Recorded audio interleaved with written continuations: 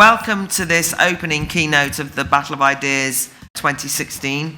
We're here to discuss the new populism. My name is Claire Fox. I'm the director of the Institute of Ideas. And this is a very important discussion, and in a way one of the issues that's likely to be something of a theme throughout the whole weekend, I would think. I'd like to say that we were really pleased to be and have been working with the Time to Talk network, which is a European network of debating organisations, and they're associated with this festival, and the Institute of Ideas works with them. And one of the big issues that they are pursuing over the next couple of years is looking at the rise of populism in Europe. And you can understand why it's such a big discussion for us. And if you think about all of the discussions around the Brexit campaign here in the UK, but also the rise of Donald Trump to a certain extent, even people like Bernie Sanders in America and Jeremy Corbyn, then of course the kind of growth of organisations like Germany's anti-immigrant alternative for Germany, Pegida, you've got the Hungarian leader Viktor Orban, France's Marine Le Pen. I mean, all of these different and various groups are called populist. And it's a very sort of peculiar moment when you can kind of lump all of those people in, and in the middle of it all you also have Podemos in Spain, the Five Star Movement in Italy, Syriza in Greece, and so on. What the hell is going on, as I've just said in my opening? What does all this mean? It appears to be the throwing up of all the old certainties of political parties of the past, and then these kind of very big popular movements. Populist usually used is a term of insult. Are we to be frightened? Is it a big democratic renewal? Let's find out. We've got a fantastic panel. They cannot possibly do justice in the time that we've asked them to, but we've asked them to give an intellectual provocation of between 5 to 7 minutes each. And we also have a very international panel to reflect the fact that this is indeed a very international phenomenon. I'm going to introduce the speakers in the order in which they will speak. They'll start the conversation off, and then we open it up to a public conversation with you. And we'll have lots of toing and froing between you and the panel after they've made their introductions. Okay, so let's meet our panel. So, first person who will speak is Nick Cater, who is the Executive Director of the Menzies Research Centre. He's a columnist for The Australian, and has come all the way from Australia to be with us, which is fantastic. He studied sociology at the University of Exeter, however, so that'll give you a clue as to the fact that he was from here originally. He joined the BBC and went to Australia in 1989, spent 24 years at News Corp Australia. He edited the Weekend Australian from 2007 to 2012, and he's the author of The Lucky Culture, which is on sale in the bookshop, and is also one of Boris Johnson's favourite books. Then we're going to hear from Jill Rutter, who is Programme Director of Better Policy Making at the Institute for Government. She's currently leading a project on how to make tax policy better, for which she should probably get commended and all sorts of things. She's been the Director of Strategy and Sustainability at DEFRA. She's worked at the Treasury. She spent 2.5 years seconded to Number 10 Policy Unit in the 90s. She's, in other words, worked at the heart of government. She's also interested in how government works. And I think her reflections, I always find her very thoughtful and interesting anyway, but her reflections on how this will play out and how policy people are thinking are invaluable, I think, to this discussion. Then we'll hear from Ian Dunt, who is the editor of politics.co.uk, which is a media partner for this festival and a great read and something which you should all read regularly. Ian is the political editor also of the Erotic Review, which you should only read if you're of a certain age. He's a pundit on Sky News, BBC, contributor to a wide variety of newspapers, The Guardian, The Times, and so on. He's one of the people I most enjoy disagreeing with on everything, almost. But he's always prepared to speak his mind, and that's what's really useful about having him here. So it's great to have Ian here. We're then going to hear from Ivan Krastev, who is the chairman of the Centre for Liberal Studies in Sofia. He's a permanent fellow at the Institute for Human Sciences in Vienna, founding board member of the European Council on Foreign Relations and member of the International Crisis Group's Board of Trustees. His books in English include Democracy Disrupted, In Mistrust We Trust, The Anti-American Century, and he's writing a book on Russian politics, and he'll be speaking on Eastern Europe tomorrow. And Ivan's one of the foremost European intellectuals who's thought about and lived at the heart of this very issue. And then finally we'll hear from Bruno Waterfield, who's the Brussels correspondent for The Times. He's been reporting on European affairs for the last 12 years, first from Westminster and then from the capital of the European Union. He previously worked for the Daily Telegraph for many years. He's a frequent Battle of Ideas speaker and a speaker at our academy. He's something of the public intellectual who works in the media, a rarity. Can we give them all a warm welcome, please?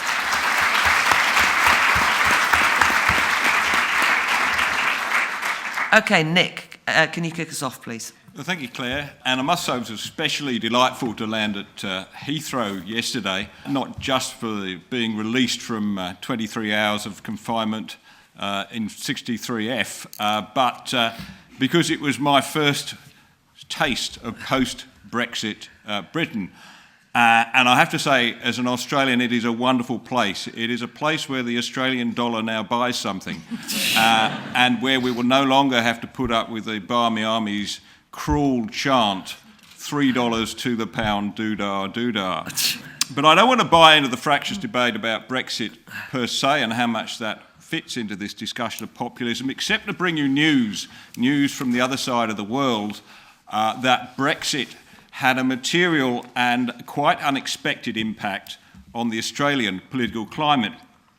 In July, Australians re-elected a centre-right government with the promise that they would hold a plebiscite on same-sex marriage as soon as possible, in effect early next year, and that if the plebiscite went in favour of same-sex marriage, they would enact that in legislation by the middle of next year. You would have thought, of course, that the pro-same-sex marriage lobby would have been delighted with this, because they've been telling us for some time that the opinion polls were strongly in favour of same-sex marriage, by a majority of about 60 or 70%, or what they like to call marriage equality. But no, Brexit had a chilling effect, as suddenly it dawned on them that this was a vote they might actually lose.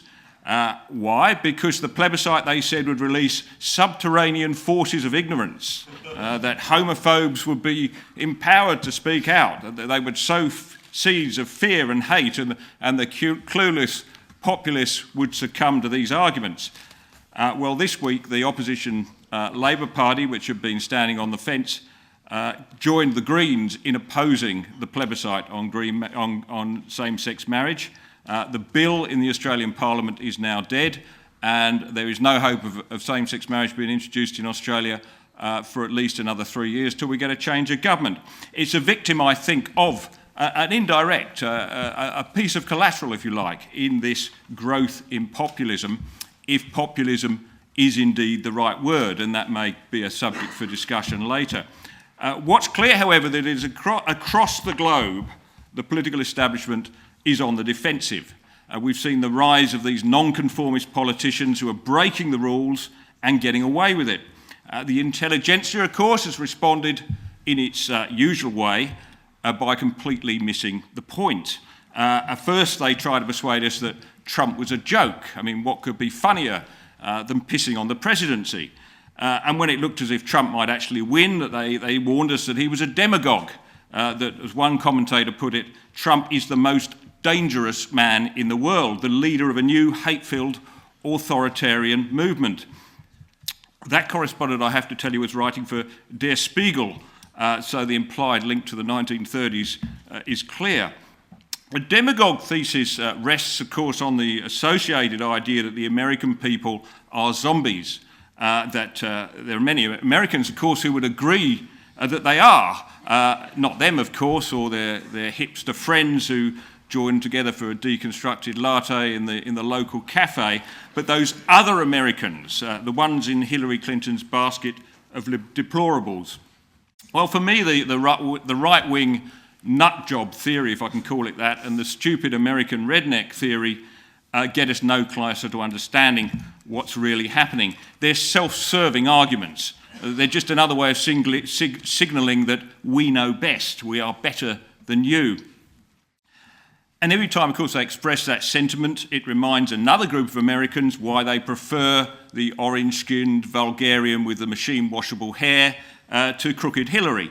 So, I'll go back a bit. 5 years ago, I started to write a book about the emerging cultural divide in Australia that was becoming the dominant fault line in public and political debate.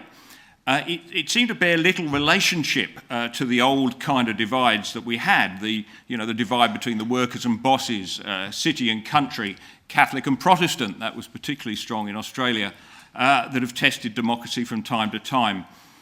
What we were seeing was the rise of a new class, educated, professional, sophisticated city dwellers who were at odds with the rest of the country. They live in what I called the goat's cheese zone, the consumption of goat's cheese being a sort of regular code for a range of attitudes and behaviours, which I'm sure most of you here will be familiar. Australia, I argued in that book, had a new ruling class.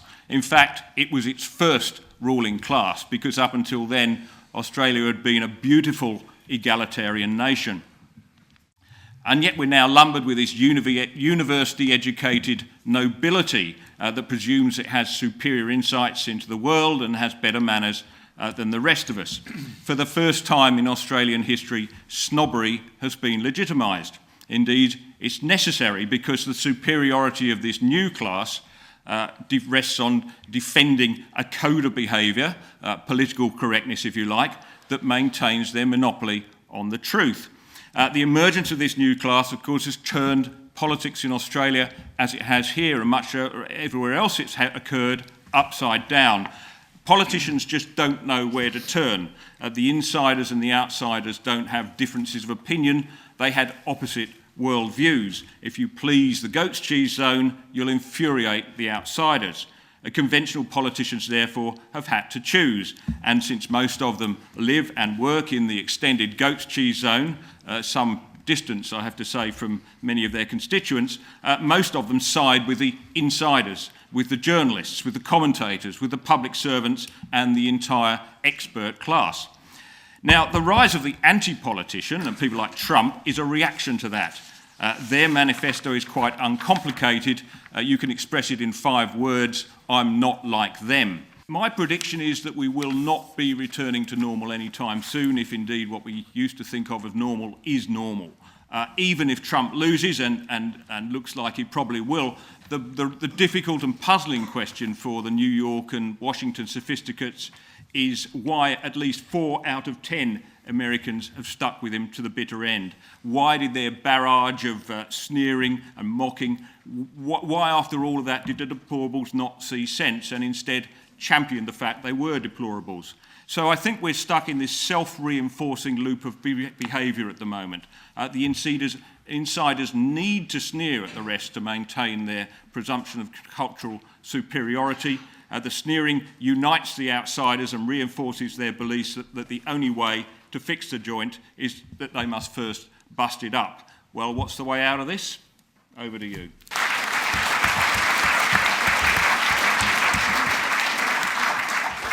Excellent start, Nick. Good bit of provocation there. Next is Jill. Okay, so in Nick's terms, I'm probably the view from the goat's cheese zone. Technocrat, I work for the Institute for Government, which is a think tank dedicated to making government more effective. So it slightly believes that government can be more effective, so that may put us in a different position. So we're asked whether the new populism is a harbinger of democratic renewal. I'm going to argue that actually it risks further undermining trust in politics and politicians. Populism basically is an easy strategy for oppositions. It can give voice to underlying frustrations. It works as sort of, Yelp for help. But I think as the Brexiteers are discovering now, it's rather harder when you actually get asked to put into practice what you said you would do. So there's some populist policies that are relatively easy to do. You can change the values and the tone of political debate. I have to say, I think the realisation of last year was, for me, that political correctness basically just meant being slightly less horrible to other people, and therefore I think it's possibly worth defending. But anyway, I think you need to then think through some of the consequences of translating those changed values, as we've sort of seen in the last few months. But I don't think populism is actually really the preserve of the populist politicians. Policy can't just be based on assertion. When I was little, my father, when he didn't want to have an argument, I would say, "Why do I have to do that?" And he'd say, "Because I say so." Because I say so, I don't think it's necessarily a good enough reason. I think policy works better if it actually bears some relationship to facts, data, bits of analysis, and stuff like that. Basically, bad facts make for dud policies. So I think it's wrong to regard populism as the preserve of the so-called populists. We've seen lots of what we might call mainstream politicians dally with populism or whatever. So, for example, Reagan, quite a mainstreamish politician in terms of current debates, just asserting that if you cut taxes, the Laffer curve will work and deficit will go down. Gordon Brown, claiming that he'd abolished boom and bust in the face of all sort of normal economic theory, only to be slightly blown off course by the biggest bust since the 1930s. George Bush asserting mission accomplished in Iraq in the face of all the evidence that mission hadn't really been accomplished. And most recently, only this week, we've seen the evaluation of the Troubled Families Programme, which David Cameron launched as a great big sort of flagship to deal with the 120,000 families who placed huge burdens on public services. He was told at the time that actually his 120,000 weren't that, and surprise, surprise, if you base your thing on duff numbers, you don't deliver the results you do. So I think it's wrong to regard populism as the preserve of people who we now see as populists. These people, I think, politicians who pander to populist sentiment without having a proper debate with the public, actually connive in these problems. Institute for Government did some polling in the wake of the referendum on what people wanted. And what was quite interesting, this is in light of Michael Gove's everybody hates experts, experts are sort of beyond their sell-by date. Actually, that wasn't a view shared by people. Over 80% of people, Leavers or Remainers, all said they basically wanted experts to be consulted by politicians when they're making policy decisions. They said they wanted decisions based on evidence. But really interestingly, there's a gap winding up on whether people think politicians will actually deliver. And one of the big fissures our polling found was the difference between the Leavers and the Remainers. People generally are quite sceptical about whether politicians will deliver. They say that's what they want them to do. They want them to keep their promises and they want to deliver results. But we found that 41% of Leavers think the government will improve public services in the coming years. Only 15% of Remainers think the government's going to do that. So the problem is, if you have governments who basically are elected on slightly populist fantasies, I think when they fail to come through and deliver, then you will see trust in politics and politicians weakened further. So rather than more democratic renewal, I think it's a recipe for more alienation and apathy. So if I was sitting in government now, and I was told my mission was to deliver a country that works for everyone, I might be looking a bit askance at what that actually meant.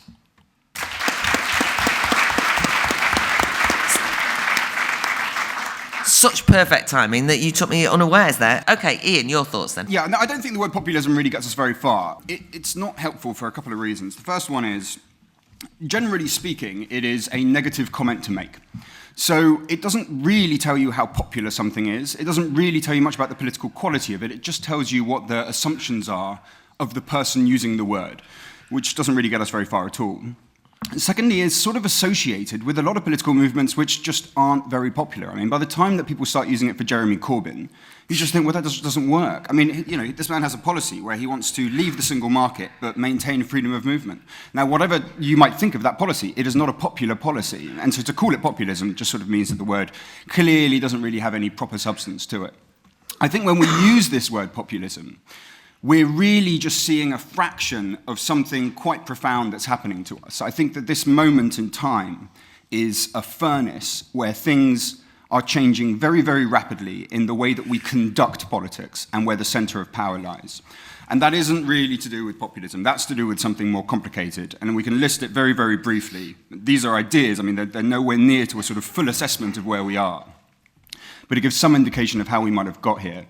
I think we need to look, first of all, at technology and what the internet has done to us, the way that it has allowed us to control information, so that we really create our own digital echo chambers, so that we can just mainline our own opinions back into ourselves without ever really being challenged on them, and without ever really coming across information which actually opposes us. That's partly what's made us so pathetically sensitive on right and left towards ideas, the perpetual squeals for people to be shut up because they expressed an opinion. The last one, of course, was Gary Lineker yesterday, who had the bad sense to express even a modicum of compassion for another human being, and therefore is actually currently on the front page of newspapers as they demand that he loses his job for having done so.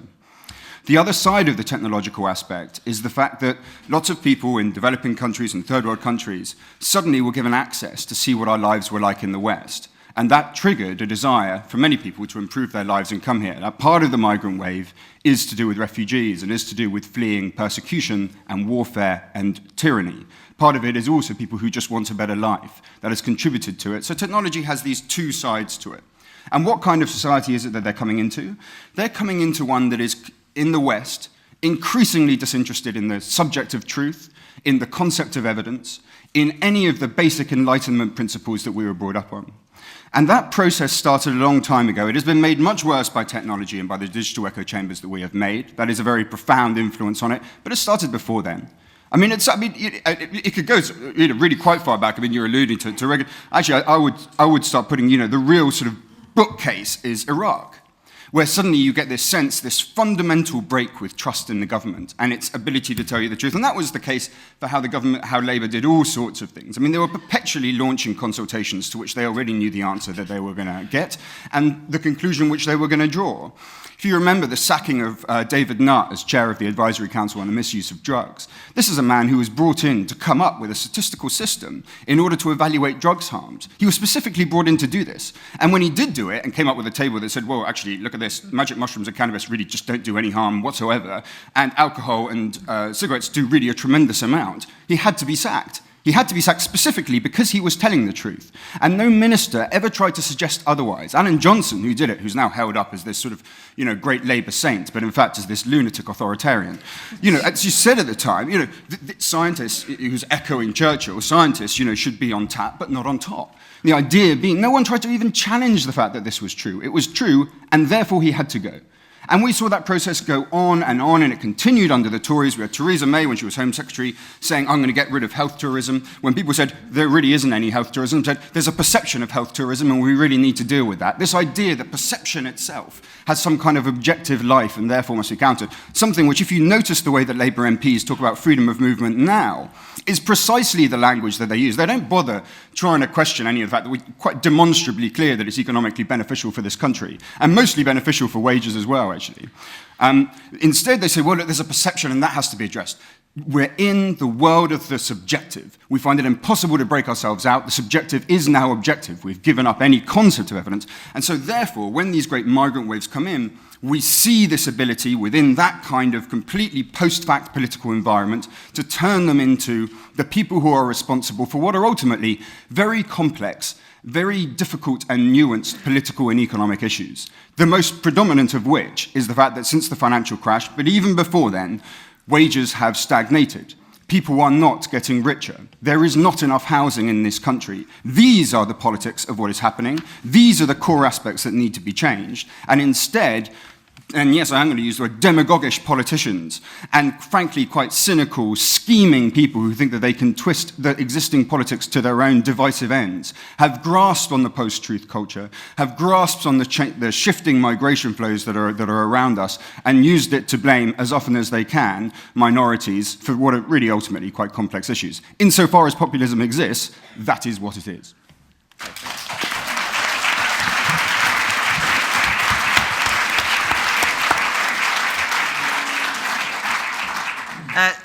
Thanks, Ian. I think there's a lot of interesting ideas there, but I also will want to come back to you on whether that whole issue around a kind of split between a metropolitan elite, or the goat's cheese crowd and the mass of people actually exist, or whether that's actually a post-factual myth as well, because that might be worth exploring. But some really useful things that you've raised there. Okay, Ivan, can we have your thoughts, please? Yeah. Thank you very much. These days, if you want to be provocative, you should go mainstream, because nothing is more provocative than yesterday's common sense. And I'm saying this because in a certain way, and I'm going to give you an example, because I also agree the word populism now covers too much things in order to have a meaning. But there was a beautiful novel by Saramago called Death with Interruptions. And this tells the story of a society in which suddenly people stopped dying. And the first 3 months, there was a kind of total euphoria, nobody is dying anymore. But then the problem started. First was the church. If nobody is dying, it means nobody is resurrecting, no place for the church. And then the insurance companies. If nobody is dying, they're dying. And then the pension funds. But then people that have been taking care of a very sick and old people, they start to become totally depressed because these people are never dying. You're basically all the time spending time taking care of them. So they organize a kind of a cabal to smuggle them to the neighboring country where people still can die. And then the prime minister went to the king and said, listen, if we don't start dying again, we do not have a future. I'm saying this because I do believe that what we are seeing, and really there is a major transformation of politics, has to do with a total change in the way people are perceiving globalization, perceived both as freedom of people, freedom of ideas, freedom of goods and capitals. This is the new. The best and the worst happen to be the same. And this is why the situation is so idiotic, and this is why basically populism is becoming so strange, and you have a people who very intensively are telling you something, but you don't know exactly what.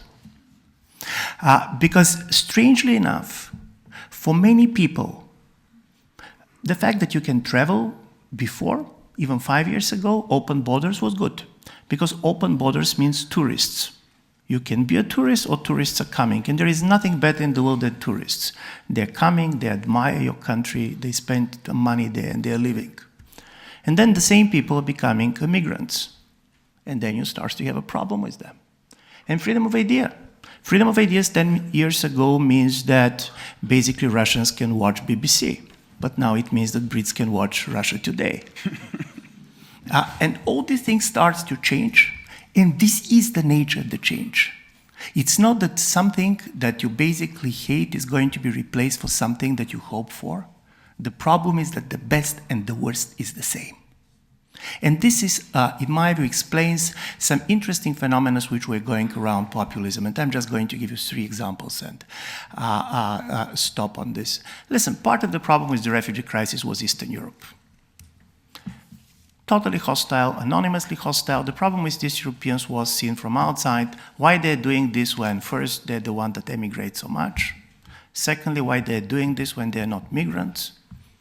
In Central and Eastern Europe, in Slovakia in 2015, 169 refugees came and 8 took an asylum. So why?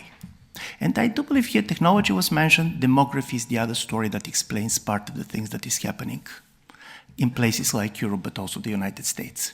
What we see is the rise of the threatened majority, mainly the ethnic groups which believe that demographically they're losing.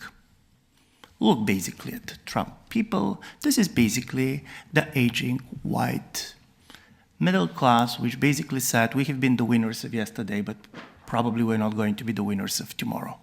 Demographic fear is particularly strong in small nations. For example, I'm Bulgarian. We're 7.5 people. According to the UN projections, in the next 40 years, we're going to lose 27% of our population. The idea that in 100 years, nobody is going to speak Bulgarian anymore is real. So strangely enough, this best world is coming with 2 options. Demography is telling you in 100 years there's going to be a world without you, and technology is telling you that in the next 30 years, and this was the UK state government study, 43% of all existing jobs in the European Union are going to be automatized. So no place for you and no jobs for you. And then people start panicking. And as a result of this panicking, you have kind of an emergence of political leaders which totally replace consistency with intensity. This is the most important. Basically, Mr. Trump, I find him slightly boring, I should say, but what really promotes him is the intensity. He's telling you that everything that he's saying, this is basically the most important thing that you're going to ever hear. And people relate to his intensity, not to his messages, because he does not know himself where he's going to stand on certain issue in this particular moment. But this is not only Mr. Trump, this is everywhere. And I do believe this is part of the story, and here's my second question. Do we believe that this type of populism, both on the left and the right, are going to be progressive in a way? I'm much more skeptical about it. And I'm skeptical exactly about this. This is a political intensity, and the crisis that we see is provoked by a fear about the future and not about the hope about the future. This is not the future that, in a certain way, we might want to see. We start much more to like the past. See, for example, the Mr. Trump slogan, "Let's make America great again." Let's go back. So in a certain way, this is a radical nostalgia. And I find this important, and here I go to the last story, and this has a lot to do also with the cultural changes of 1968. And this is my last point. Look at Mrs. Clinton and Mrs. Trump. These are the two faces of 1968. She, the progressive policy agenda, emancipating anybody whom you find. He, authenticity, be yourself. And to be honest, he is himself. So from this point of view, this type of two also cultural trends that have been opened with a major change in 1968, now they're clashing together. And I do believe that one of my major definition of what basically populism is democratic politics at the moment when future is perceived as a threat. I'll stop here. Okay, thanks.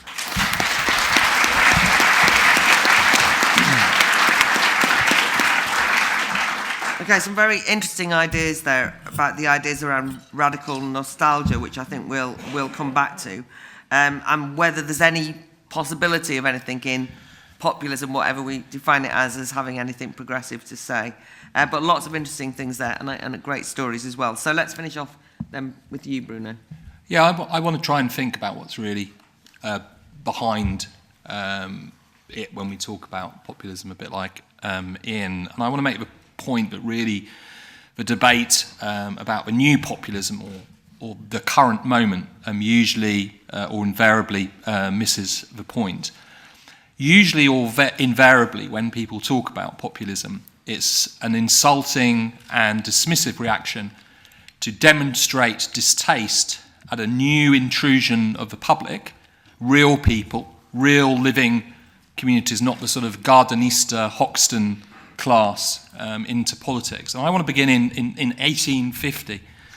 In spring that year, it's Paris. The reactionaries, who are later to install an imperial dictatorship the following year, are planning to abolish universal male suffrage, and they're worried about populism. They're worried about allowing illiterate, ignorant members of the mob to determine the direction of France. And when they were debating a bill to withdraw universal male suffrage, Victor Hugo, the famous novelist, made a passionate defence of democracy. The session had to be closed amid scenes. And Hugo really nailed it. And he said the hostility to universal male suffrage was because the French voter, as he put it, dares to use his vote to his fancy. He said, "These people seem to have the audacity to imagine that they are free. And apparently another strange idea comes into their head, that they are sovereign. Because he has the insolence to give an opinion in this peaceful form of the ballot and not to bow down altogether at your feet, then you are indignant. You get angry, you cry, we will punish you people. We will punish you people, you'll have to deal with us. It is your ignorance of the current country, the animosity that you feel for it, and that it feels for you." Now, for me, that last sentence really captures what the new populist moment is about. It's your ignorance of the current country, the animosity that you feel for it, and that it feels for you. And that is very much the current moment. The debate over populism and the sort of post-truth politics. And by the way, the term post-truth is just a trendy, self-flattering, conceited 21st century word for ignorant. When people say, oh, he's post-truth, they just mean, what an ignorant fucker. I mean, it's real contempt. So the whole expression, when anyone uses the term populism, they're basically displaying their open loathing and contempt for, certainly in the case of Brexit, a majority of their countrymen and women. And don't those words of Hugo's really ring a bell with the furious denunciations of the 52% of British voters who had the audacity to vote leave? What a strange idea that those British voters should want to be sovereign. How dangerously deluded, cry the reactionaries. They must be xenophobias, Little Englanders, and racists. And a populist today is someone who believes in something that really is forbidden. They believe in the idea that a people can be sovereign. They believe in the idea that people, in a difficult world, people can be at least in control as much as possible of the communities and societies in which they live, and accountability should be organised on that basis. So there isn't a problem with populism in Europe. There is a problem with a political order that wants to keep the public out of politics, an order that seeks to place key political arguments such as immigration above the will of the voters, locked away in supranational legal orders such as the EU, or supra-political judicial or technocratic bodies. It's an order that pretty much claims to be the end of history. Donald Tusk said that if the British voted for Brexit, it'd be the end of Western civilization. When it's a few months later and I look around, I can still see civilization. It's an order that preaches passivity in the face of something called globalization. Sovereignty or self-determination, we are told, is impossible and an irrational response to a world governed by impersonal forces, footloose corporations and technologies such as the internet. The myth that self-government is not possible, the myth of powerlessness, the myth that we cannot hold our state to account is the ultimate abdication of responsibility, and it has some real consequences in politics.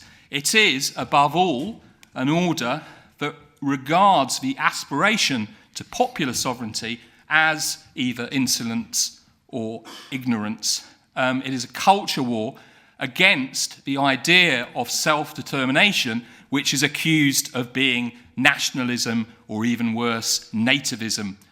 Popular sovereignty has become diminished, it's become hollowed out and robbed of the active aspect that led to representative democracy, self-determining communities of interest expressed in the public realm. And if we look at the horrible, long drawn-out death of the Labour Party as embodied in Jeremy Corbyn, we can see how true that is. Democracy is territorial. It is first and foremost about your own people. It is about citizenship. Citizenship is not an abstract legal order in an EU treaty or some other nonsense. A community of interest is rooted in a territory. It's rooted in the place where people live and work and develop interest, and where citizenship is formed in the sense of contributions, participation, obligations, a relationship, and the freedom of those communities. So technocratic arrangements that very much define the current political moment and order have liberated states and elites from societies, the peoples and the nations. And this is a wholly negative development. It's completely regressive. And populism, what's called populism, is the intrusion of the public trying to correct that situation. So back to Hugo. Populism is your horror of populism, your contempt for post-truth politics, is your ignorance of the current country, the animosity that you feel for it and that it feels for you.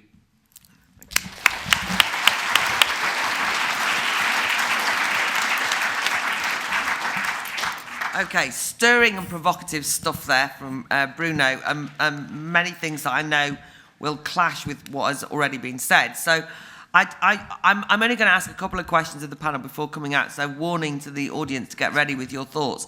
But Ian, can I start with you just in terms of that, regardless of what the term is, or what the phrase is that we use, that sort of sense that I know the populists like Farage will exploit, about the sort of gap between the metropolitan elite and the masses, and that kind of sense of people waking up after Brexit and saying, I don't know what country we're in, who are these people? Which was what so many of my friends said. Who are these people? And it was like, you need to get out more. But I mean, what do you... So there is a split there, and I think actually you've actually said some very sensible things yourself, and some of your criticisms of the way that liberalism has stopped speaking to the public are valid, I think. And I think at the heart of that is really the end of the economic argument in British politics. So once you see the victory of Thatcherism and there's no more talk over the economics, you suddenly see the left and liberals give up on any kind of economic argument. That means that they detach completely from the labour movement, where you see public meetings, where you see people getting together in rooms and talking, for instance, people in actual working class communities rather than just, as we're saying, in Islington. So yes, there's a disconnect there. There's also a structural way that it was seen that the way to secure rights was through the courts, and that did lead to a trend towards going away from debate and towards other structures. I think that's all valid. There is one final element to that, and I think it's something that's been going on with liberals and left-wingers in this country for a very long time. I mean, George Orwell used to talk about it, which is the left's inability to understand patriotism. And its disconnect there, its inability to use the language of, which allows you to put identity in a box. That's really what it does. Nationalism is arguably the most dangerous thing in the world. What patriotism does, especially when expressed by progressives, is it takes that sentiment and it puts it in a safe place where it can be part of how you want to improve your community, improve your politics. Because the left hasn't had any language to discuss that, yes, it's become disconnected from many of the people it ceases to represent and leaves them in the hands of far, far more cynical and scheming people. Okay, so Jill, one thing I wanted to ask you was, I thought that you made a really good point, a point well made, which is it's easy being in opposition. For people who don't know, by the way, I fought for Brexit, to get that out of the way. People can walk out now. But the reason I'm saying that is because most of the people who I know fought for Brexit in this country didn't expect it to happen, right? So then you do meet people. I mean, this doesn't apply to me because nobody's ever asked me to organise anything. But there are those people who are now having to organise in government who are basically saying, oh, God. And then everyone else going, where's your plan? And everyone going, well, no, we were making a point. So that's fair enough. But is it overly technocratic to say that, there is only one plan? I mean, what I mean is it not the case that a popular revolt can then change the way that things are? That's how change occurs. I mean, you don't just have to be hopelessly in opposition. You maybe are able to change the way politicians think that they should be organised in society. For good or bad, but you know what I mean? Yeah, no, and I mean, clearly the vote has completely changed the political landscape of the UK in a really, really interesting way. I mean, a bit of the sort of problem I have, I was debating which way to vote, actually, but I won't let you guess which way I ended up voting, but was the sort of assumption about what everybody else would do, that, there were all these willing EU people who, of course, would just, open their borders, do a fantastic deal that replicated all the benefits of membership without any of the pains in the neck of membership, of which there are really quite a lot.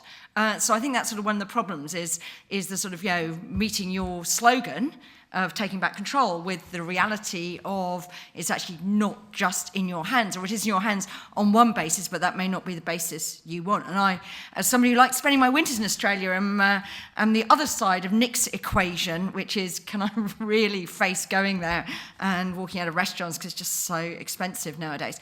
So I think that is a problem. I think one of the wake-up calls to people in government, as Andy Haldane, who's the chief economist of the Bank of England, made a really, really interesting speech just after the referendum in Port Talbot about the problems with lots of things. I've talked about facts and statistics and stuff like that, but he made a really interesting speech about the tyranny of averages. That you can conceal millions of evils by looking at averages rather than looking beneath the stats. And he was pointing out that while you can have growth going like that, if it means the city's roaring away, London's roaring away, but everywhere else is doing really badly, and you don't reflect that in your policies, then you're going to have the wrong policies. And I think part of the wake-up of this is actually, get granular, sort of look and really understand differences in a much more sophisticated way than we've done. Because otherwise, people will say, well, you might tell us it's all going very well, but it's not for me. And politicians haven't had a response to that. I'm just going to ask Ivan a question now, then come to the audience, and then I know that I haven't come to Nick or Bruno, and I'll sort of take them back on the first round.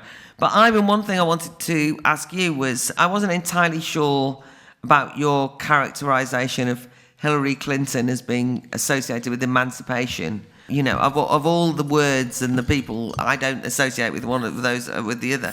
But what I wanted to ask you was that discussion about people not understanding why anyone would vote Trump. You know, again, it's that who are these people?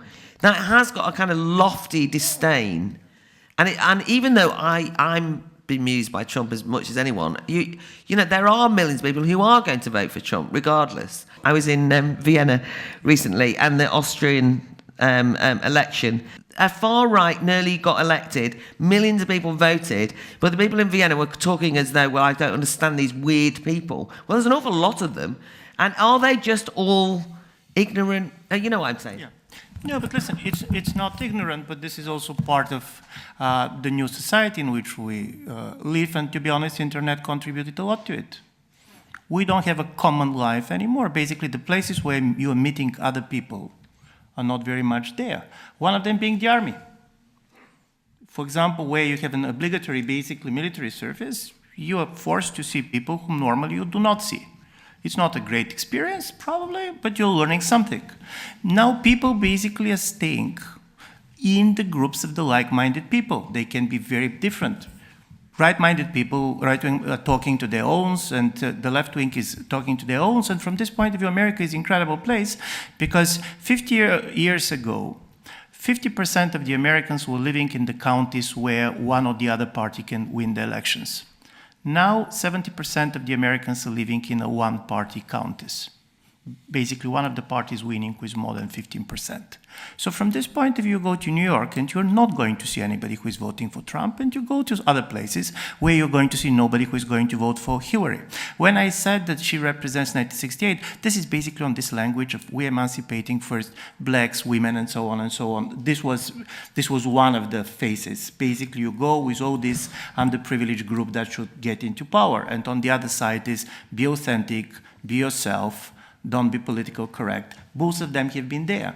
But I'm saying this because, at least for me, there is also an interesting story.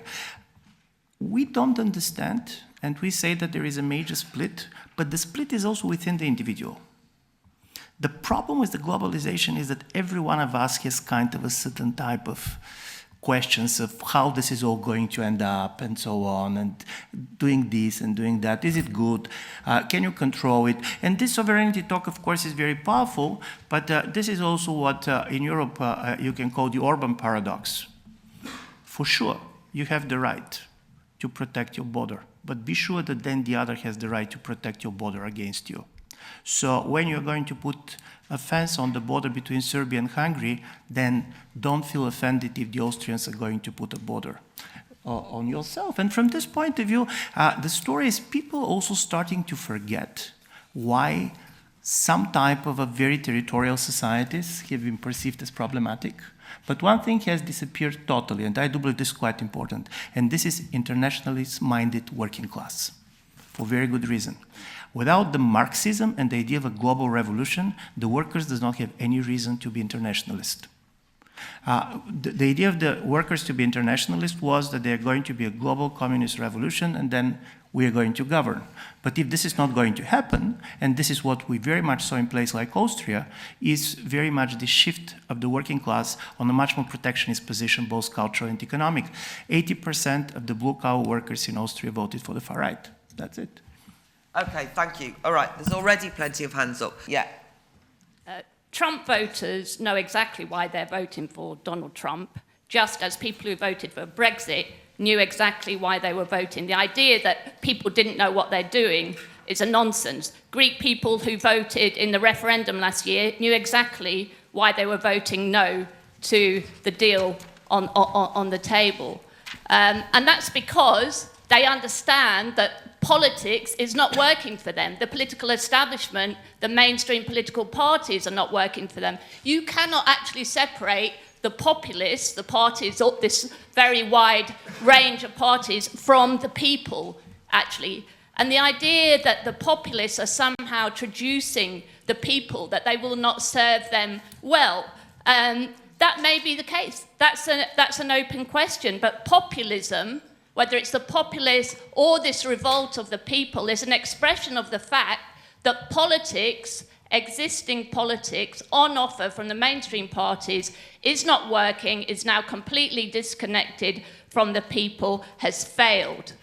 This is directed at Jill, who proves she's part of the goat munching fraternity of the elitist separatists, when she said that PC is really being a bit more nice to people and therefore we should defend it. This is what I can't understand. The left don't understand this. People understand that the intelligence, the elitist separatist left, hate them, right? They don't understand why yet. The basis of what you call PC, which actually should be called energy politics, is 100 years old in its evolution. And it's about the left solving its cognitive dissonance about why the workers in the West didn't rise up, whereas the counterparts in Russia did ages ago, right? And this is why the whole idea of inventing new vanguards, originally women, and then in the States, when all the Frankfurt School inculcated all this in Columbia University and it filtered down, then they saw these seeming revolutions in the civil rights movement in 68, the following year with the gay revolt, if you like. And that's where we end up with this triumvirate of these victim groups. That's what it's about, hating the most of us and hiding your own elitist separatism. Until the left get that, they're nowhere. So this is firstly for Nick. Why do you think the rise of the new class hasn't seen the rise of a new political movement at any other time in history? You know, the rise of the bourgeois class or the rise of the working class. We've seen new political formations. Why not now? And then more directed towards Jill and Ian. You're actually wrong that politics is like objectively about objective facts. It's not. You know, politics first and foremost is about freedom, and freedom can't always be quantified in objective measures. You know, my perception of freedom may not be the same as yours, and therefore, like, you know, politics does have something to do with subjectivity.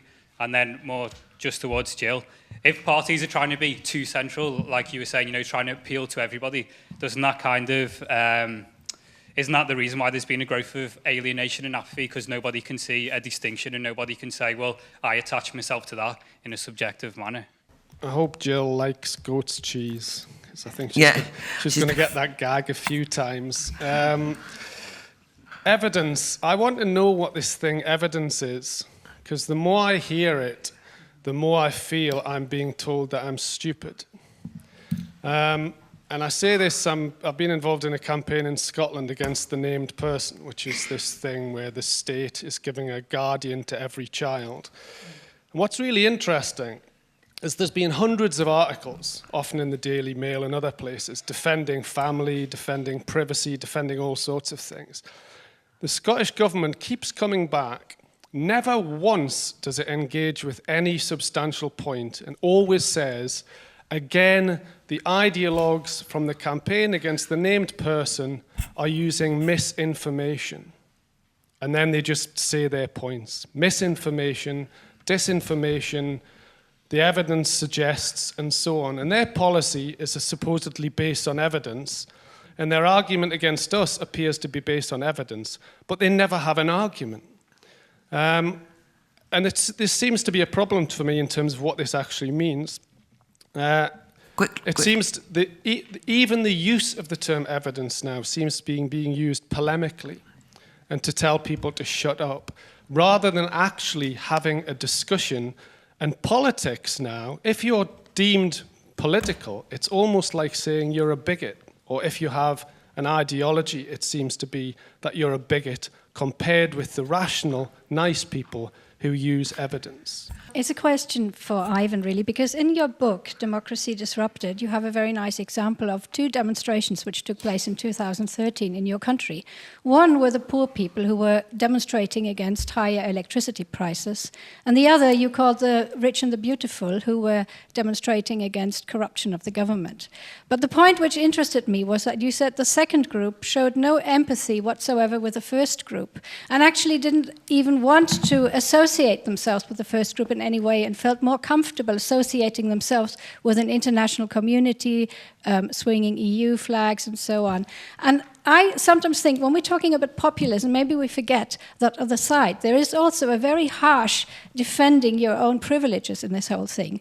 And I was sort of wondering what you say about that. So, it's not just one side being aggressive, it's the other side also very harshly defending its own privilege and calling this globalism. Okay, so I'm going to start with you, Nick. Anything you want to pick up at all? Well, I think this is a very interesting point that's coming through about the nature of the divide, and that we basically, as I've observed in Australia, and I think here too, there are two parallel universes going on, really, and that's why it seems to us that there's something kind of unreal about what's happening amongst the group we didn't see. This isn't new, incidentally. I spent most of the a long time ago, 1980s in Britain, and I remember coming to the conclusion after, I think, the 1982 election that I didn't know, I'd never met anybody, I couldn't imagine anybody who'd vote for Margaret Thatcher. And I wasn't living in some, coal mining town in northern England. I was living in London and working at the BBC. But that's what it was like. I think now that is intensified. I have several bits of evidence I'll give you. Australians often say to me, look, I don't recognise your description of Britain. I've been to London. It's fantastic, very affluent. People are living very well. They're very comfortable. But, of course, these are people that arrive in Zone 1 and never leave it.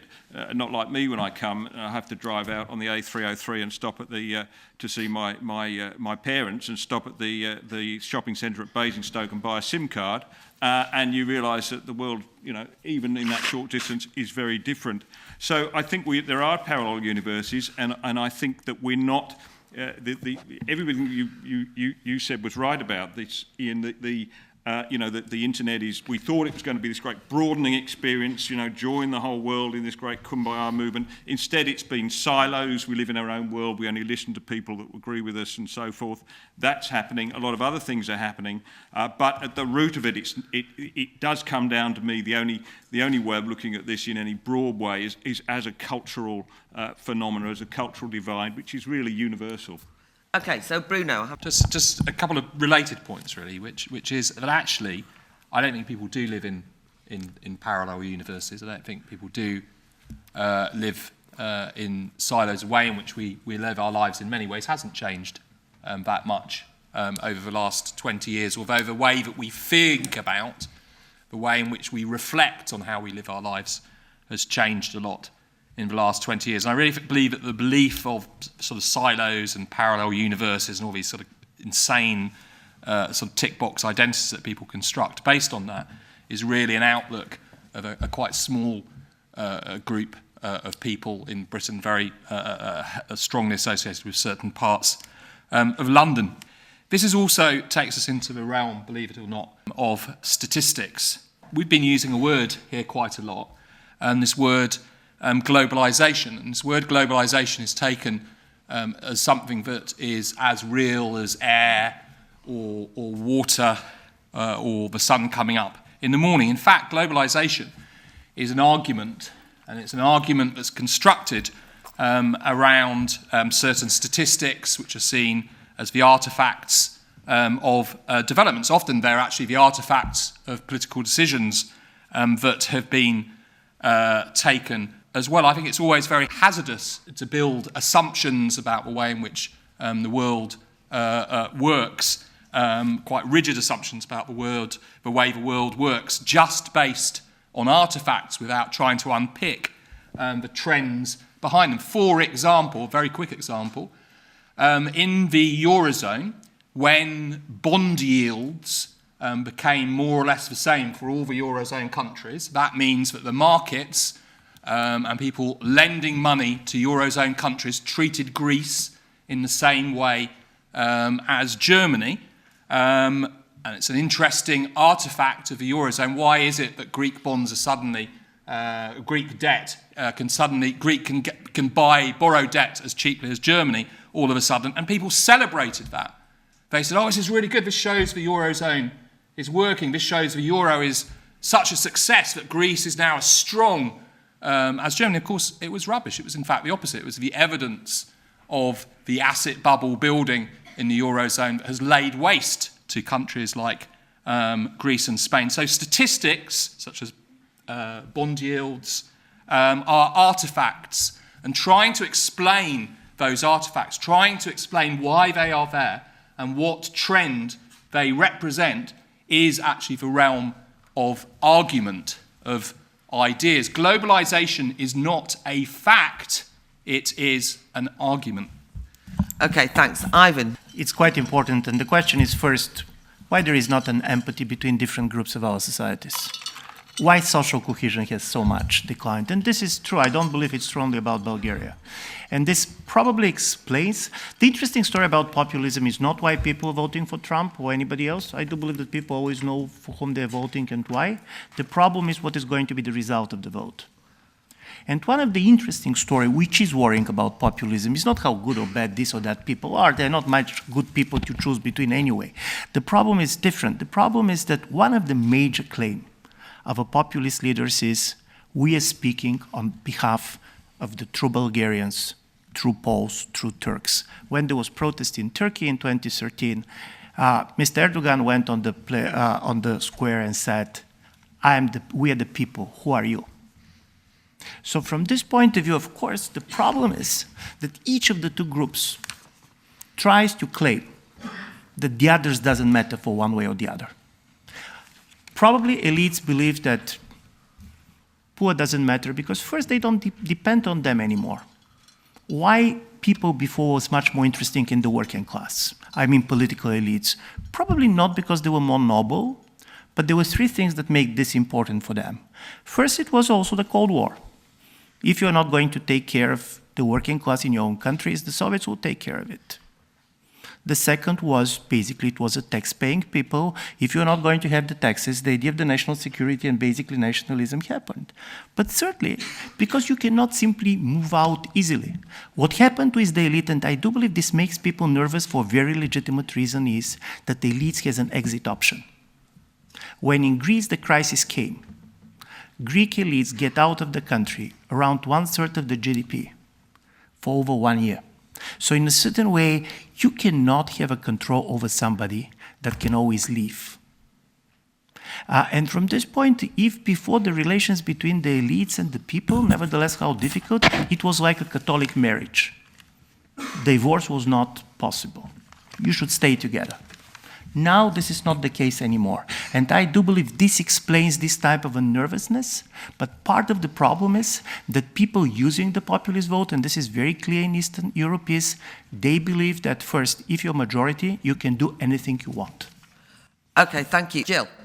Okay, three things quickly. Political correctness. I think we need to find a language to talk about politics that isn't so horrible to each other. Hillary should never have called Trump supporters baskets of deplorables. That's politically incorrect. That's unacceptable. Equally, you know, if any women politician dares to say something and then gets a torrent of completely hate-filled abuse, that's horrible too. So let's just find a better zone where we can actually have proper political debates. Really interesting point from a man up there about Scotland and evidence. I think it's a really interesting question about whose evidence, what do you do with evidence? Government definitely privileges one sort of evidence. It conceals quite often what evidence it's using. It shouldn't do that. And the evidence of actually other people, evidence from people who are actually experiencing things is important too. What I think we need to do is have a better conversation about what we're trying to do, because ultimately politics is about trade-offs, and actually we need to understand if we go one way, what are we trading that off against, and really need to understand that. The idea that there are loads of free lunches out there is just not true. Okay, thanks. Hello. Well, because Greece has been mentioned repeatedly today, and because I happen to be Greek, I just couldn't resist having to make a very quick comment. It was mentioned that when the Greeks were voting for the referendum, they knew what they were voting for. Well, I regret to say that actually the majority did not know what they were voting for, because the deal that they rejected with that referendum, they had to then accept a worse deal from the European Union after that, and they had no option but to accept it. Greece is much worse off now than when it was when we were voting, and the problem is that they feel that they have no other option but to accept what is going on at the moment. So I hope when the UK were voting to leave the European Union, they knew what they were voting for, but I hope they don't end up like Greece, not having to accept that they have no other option in the end when the actual negotiations are starting to take place. So for me, there is no way of voting in a referendum unless you know what your alternatives are. And I think in that respect, there are similarities between Greece and the UK in the sense that neither of the countries knew what their alternatives were going to be in case of a no vote. So we ended up as Greeks having no option. I hope you British, and I happen to have dual citizenship at the moment, so I hope that we British don't end up having with no options once Article 50 is actually get triggered. Okay, thank you. Can I just ask the people who are against this populism how they plausibly can say they're not behaving a little like the pigs in Animal Farm, the ones that said everybody's equal, but some are more equal than others. I really have more of a say than you. How can you say you're not behaving like that? And while we're on the subject of political correctness, as it just came up there, whenever people use that term, like people like yourself, why do you never actually explain correct according to whose politics exactly? Because you always kind of Shanghai the idea that what's correct must be correct according to your politics. You never think it might be incorrect according to somebody else's. So when you start saying things like, this is putting out uncomfortable sentiments, don't you really mean that they're just sentiments you're not comfortable with? And how does that work in a democracy? Yeah. Hi, I've been out talking to people locally about Brexit recently, trying to get people talking about the referendum. Live in a big Remain area. I voted Leave, walked into my local pharmacist, big pillar of the local multicultural community, Asian guy, told him what we were doing, thought I was going to get thrown out. He looked at me and then delivered this 20-minute, eloquent, passionate speech about why it was right to leave.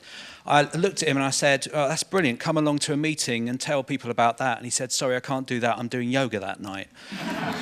So my question is, can this new populism turn into any sort of a movement, or is it destined to stay the silent majority? Okay, thanks.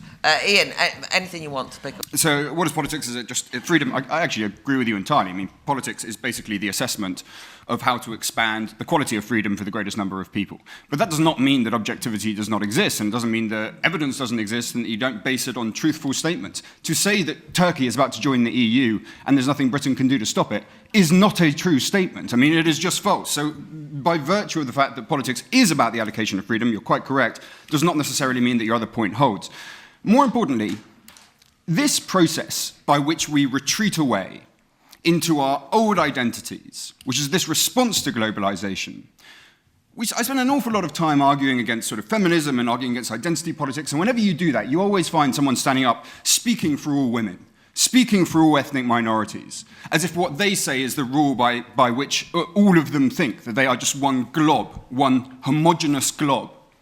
And that is exactly what we are seeing here today.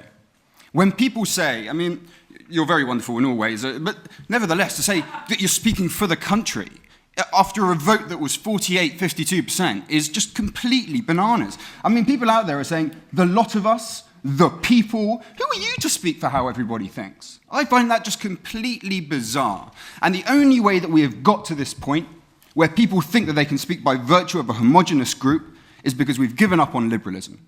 That is a word that is very, very unpopular, very unfashionable right now, but which I very proudly use for myself. And at the heart of liberalism is an idea, and that is that the individual comes first.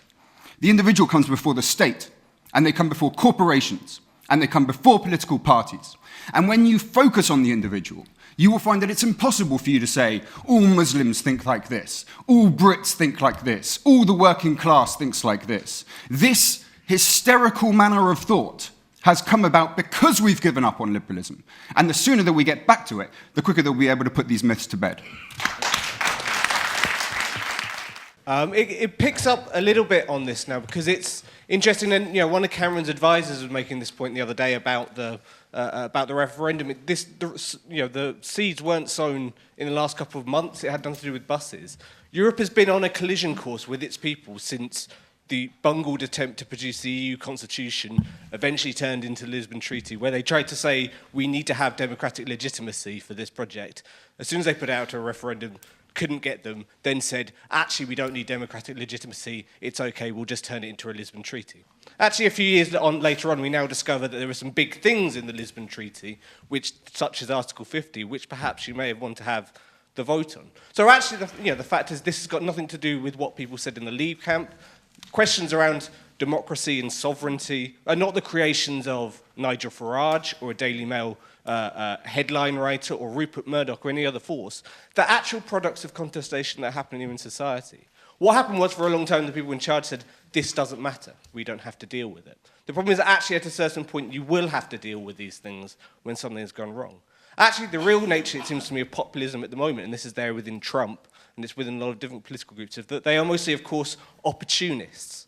They're people who are saying, we are speaking on behalf of the people. Actually, it's the fact that the people have just been disregarded for a long time that opens up the space for anger.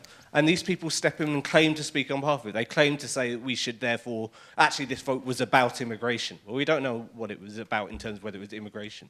You say it's about this or it's about that. Actually, it's the space of politics that gets opened up, that we can have these discussions about what the people are and what they actually think, not just trying to take these things as a message that we act on. I like the idea of the people having more power, and so my question is, does first past the post give enough voice and enough power to the British people, or do you think that should change? Okay, person sitting next to you. On the sort of the big question as to whether what we've seen is positive, negative, or a bit, ambivalent, or we should still, the jury's still out. I mean, I take the side that it's an essentially positive step, and the reason I say that, linking to what Jill's reference to Andy Haldane's speech in Port Talbot, which I would draw a different lesson out of that, because what the speech was called was Whose Recovery, and basically this very intelligent Bank of England chief economist recognised that he was completely out of touch with people in society. And as a technocrat, you can't blame him. I mean, he's supposed to speak to business people and chambers of commerce and so on, but he happened to go into another meeting with some, ordinary people and realised that there was no recovery going on in their mind.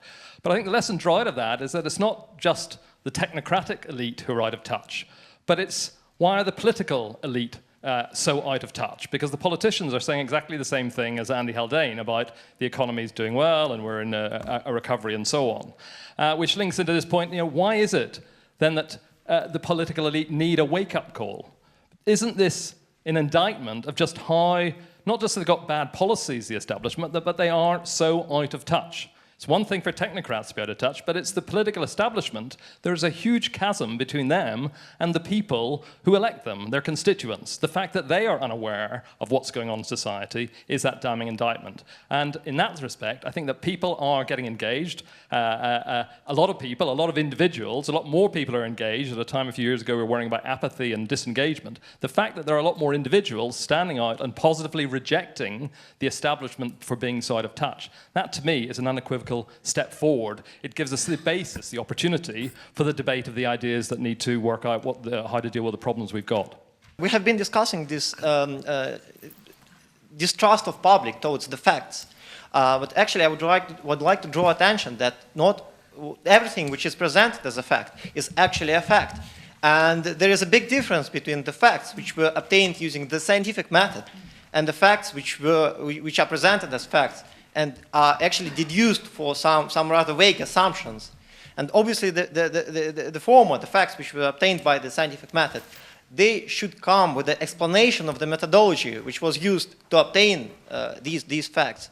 So would you think that the sort of presentation of the facts with the sort of methodology would improve the public trust towards so-called facts and sort of return everything back towards how it was before, sort of when the public was trusting the evidence and the so-called experts? Yeah, so you asked why are politicians so out of touch, but is it politicians who are out of touch, or is it the citizenry who are out of touch? We heard the gentleman over there said that he invited a gentleman who voted Leave to come speak at the meeting, and he went and did yoga instead. And voter turnout has been dropping over the last number of decades. Is it our fault? The establishment weren't born in sort of pods invented by scientists. They're us. They're the people that we elect. and it's up to us to make sure that they're representative of us, and they're not the ones out of touch, it's us who are out of touch. Okay, thank you. I don't work for the Barbican, but if people want a metaphor to try and help understand populism, there's an exhibition on here about the vulgar. And a lot of the exhibition, and everyone needs to wear clothes, but this is about who is entitled to wear clothes when, and explored the nature of vulgar and what it meant to be part of elite or part of the commonality, and how you were judged by what you wear. And I think populism today is a little bit about what are you wearing, and is it acceptable to people who choose the fashion of the day. I want to come down to what Ivan said earlier about empathy and is it so ridiculous to believe that, yes, we have been out of touch with the other side of the political range, but is it so ridiculous to think that we might be interested in listening to these people? Especially as we have no common place anymore where we can actually meet those. And I'm always surprised to hear those words of like, oh, the left has to realize that they are hating all the rights. Maybe we are not. Just as a thought provoker. I'll keep it brief. I was just wondering, we often hear about populism being a rejection of the political establishment and the media, but to what extent do you think on both the left and the right, it's also on a base level a rejection of global capitalism in a way that people are very discontented with their economic situations and that perhaps neoliberalism and the free market isn't working for them? So I wanted to pick up on a couple of things that Ivan said, which is why isn't there empathy between different strands of society? We're not living in each other's shoes. People who live in Daniel Blake are not living in the city. They can't empathise because they don't know, they're not in the same place. And also, Brexit is about fear of the future rather than hope for the future. I think that's the key issue. The people who voted out and in other countries are being left behind. We are humanity. We're in this game together.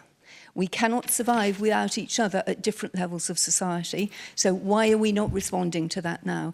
The Industrial Revolution brought us great things. The technological revolution is bringing us great things. Our government is not leading us through those. They're so busy paying politics and power and war and economic games, they're not looking at what is happening in society. What is government about? It is governance and leading and guiding. Bruno, give us your final thought, please. Okay. The other day I was talking to a Labour person, an MP, and they had gone up to Batley and Spen after the murder of Joe Cox there in the referendum to campaign for a Remain vote. And it told me this really telling story about they were out on a council estate, knocking on people's doors, doing what democratic politicians should. And a woman answered the door. She's very, very articulate and very, very passionate as a Leave vote. And people gathered around. A few people came out of their doors. The Labour canvassers gathered round because there was a good public argument there. And they were really sort of hitting her with, well, if you're working class, if you're living here on this estate, if you're economically precarious, why would you vote for Brexit? Why would you vote to make your future more precarious? And she held out her arms and sort of shouted, "Whoa, I could lose all this," looking around this depressed shithole in Batley and Spen. And I think that really shows us why the Remain side couldn't win, because they couldn't say, imagine you could lose what you've got, it works so well for you, doesn't it? And this was the first vote. Yeah, all right, it was 52% in, but that is a majority. Do your maths. I didn't say it was the British people, I said it was 52% majority, and in the democracy we take decisions by a majority. This was the first vote in a generation where every single vote counted. The moment you knew it was Leave, BBC's coverage on the night was absolutely brilliant. The moment you knew it was Leave, when in Sunderland, Nick Robinson was in the returns, the counting centre, and he said, God, I keep bumping into groups of people who haven't voted since 1983. They hadn't voted for 1983 because their opinions didn't count in the Labour Party. After then, there was no party representing them. In this vote, their vote counted. It really counted. That's why the registration was at a record level for this vote. That's why so many more people voted. It is also why it was a Leave vote. And if you can't draw the lessons from that, and we can see from the very shrill cries and squeals from the allegedly liberal middle classes in this country, they're finding it very difficult to digest. Indeed, there really is a problem. But the problem is with them. It's not with the people who voted leave. It's not with the people who have the effrontery and the insolence to believe that institutions of government should represent them and work for them. Thank you very much, Ian.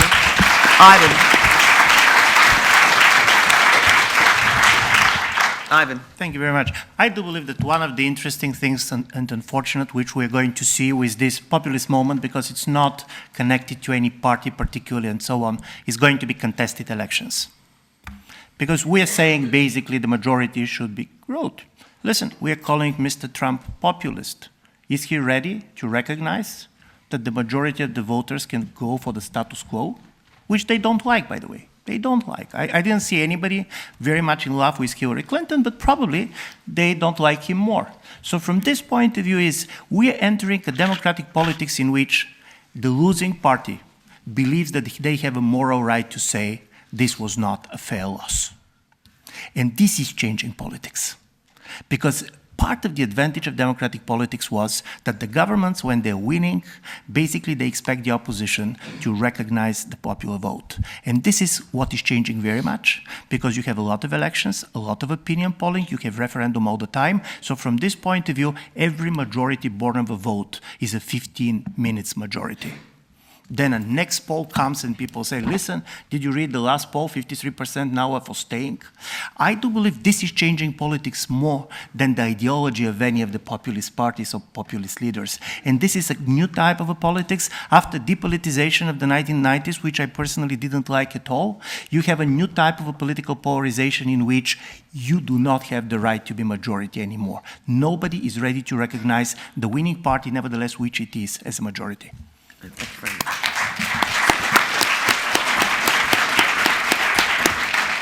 Thanks very much, Ian.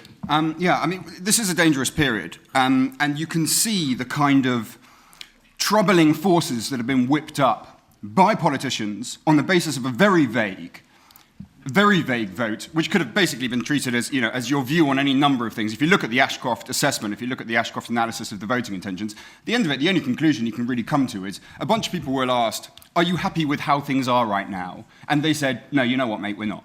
That's really what that vote was. And now politicians and pundits have a great big pot of mandate paint.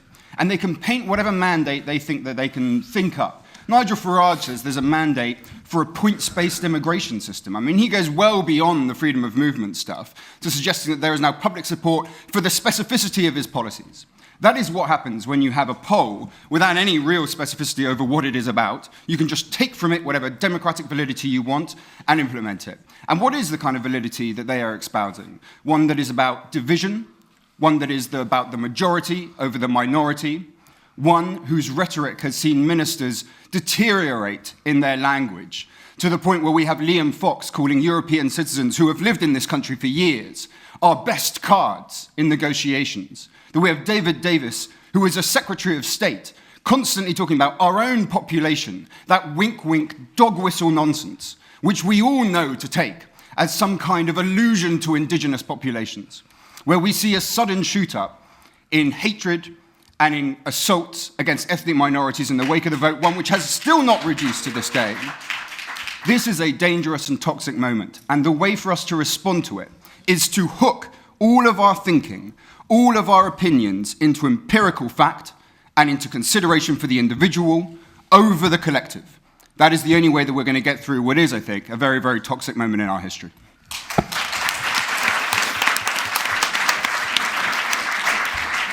Thanks, Ian. Jill. Two thoughts to finish. First of all, a thought for Europe, since Claire told us we're international. The UK has always been a bit different to other EU countries because we've had a mainstream political party which has questioned the validity of staying in Europe. Most other countries choose to ignore that. And I think Europe needs to look, and rather than decide that in order to contain things like Alternative for Deutschland, Marine Le Pen, you have to really punish the UK to make clear that leaving is a really miserable experience. Much better to think, actually, don't we have to look internally and think how we can reconnect Europe a bit more to our peoples, because a lot of them might actually have done the same thing if we'd given them a chance. That's my thought for Europe. The thought for the UK and our man with electoral reform, I've hardly ever voted in a constituency where it's been worth voting. I've been in, dominated by whatever. So I think it's right. We basically alienate most of the electorate and say your votes aren't worth anything most of the time. It's pretty appalling, I think, that people like UKIP, Greens or whatever are so underrepresented, Liberal Democrats, Tories in Scotland, Labour in Scotland are so underrepresented in Parliament at the moment. So I think, think about, do we need to rethink and move to electoral reform now? And also maybe have some Northern Tories. I mean, a government from Maidenhead and whatever isn't really very healthy either if you want to reconnect back the politicians to the people.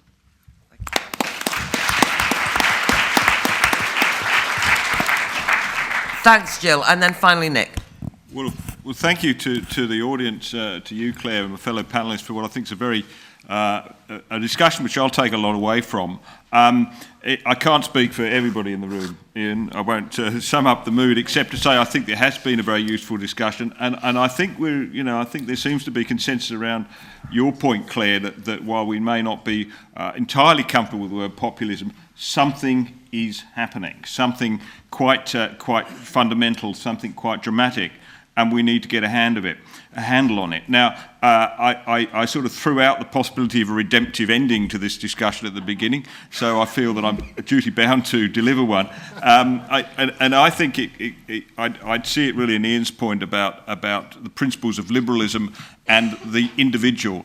At various points in history, politicians have realised that the way to unite the country is to talk to the individuals, to listen to individuals about their ideas.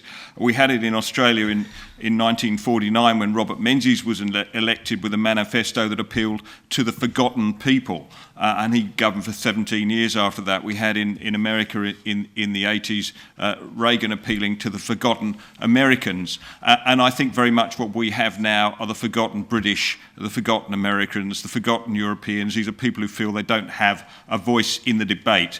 And the task, I think, of politicians is to wear out some shoe leather, to get out and listen to people and not to be dismissive of their views, to listen to what they're actually saying, and then address those things. I don't think there needs to be particularly what we might call a populist response to this. I mean, they needn't necessarily build the wall with Mexico, but they should at the very least, I think, engage with people on the terms they want to talk about, and then work out, what the realistic and achievable political solutions are that will make people's lives better. Because in the end, the politician's job is to grow the country's in prosperity and justice. And at various times we've focused on one or the other. But I think at the moment the crying need is for both. We need, in Europe and in Australia, both a prosperous and more just society.